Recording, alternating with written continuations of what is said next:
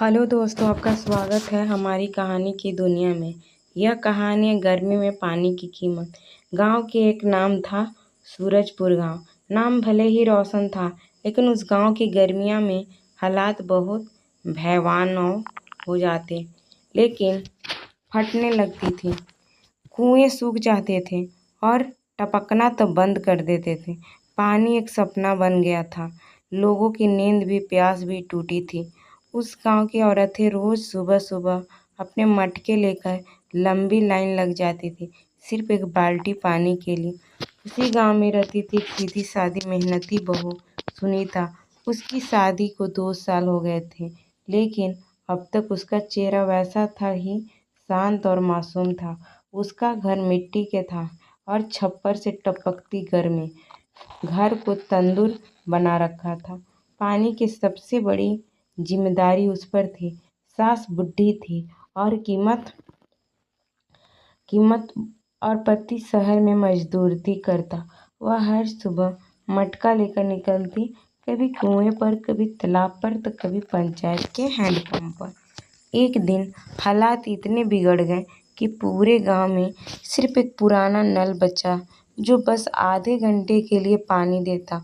वह लंबी लाइन लगती थी और औरतें अपने मटके लेकर खड़ी रहती। गांव में उम्मीद और चेहरा थकान। सुनीता भी रोज वह जाती, लेकिन हर बार किसी न किसी बहाने से उसे धकेल दिया जाता। कभी कोई कहता कि उसका मटका फूटा है, तो कोई कहता कि उससे पहले इंतजार था, लेकिन सुनीता हर बार मुस्कुराकर चुपचाप खड़ी रहती। एक दिन जब वो फिर से वही नल पर पानी भरने पहुंची, तब तक पानी खत्म हो चुका था। वो वहीं घुटनों के बल बैठ गई, हाथ में मटका, आंखों में टपकते आंसू।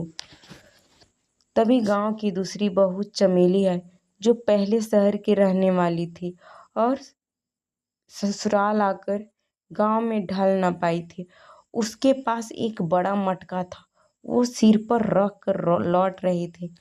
सुनीता ने भींगी आंखों से उसकी तरफ देखा, मगर कुछ कहा नहीं।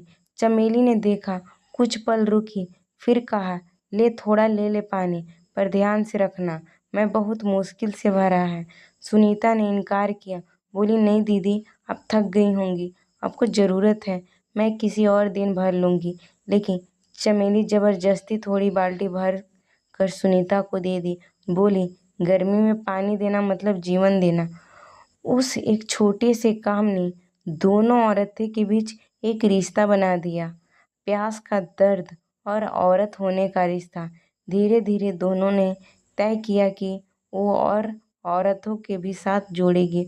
पंचायत के सामने मांग रखेगी कि गांव में एक टंकी बनवाइए जाए, हर घर तक पानी पहुंचे। कई दिन गांव की पंचायत में बैठी रही। लोग ने मजाक उड़ाया, कहा, औरत क्या टंकी बनवाएगी, लेकिन उन्होंने हार नहीं मानी और आखिरकार सरकार की योजना तक पानी की टंकी मंजूर हुई और गांव में पाइपलाइन बिछाई गई। गांव में गर्मी भी आती, सूरज भी वही तपता, लेकिन अब सुनीता को मटका लेकर दौड़ना नहीं पड़ता। अब उसकी आंखें में थकावट नहीं, आत्मविश्वास होता।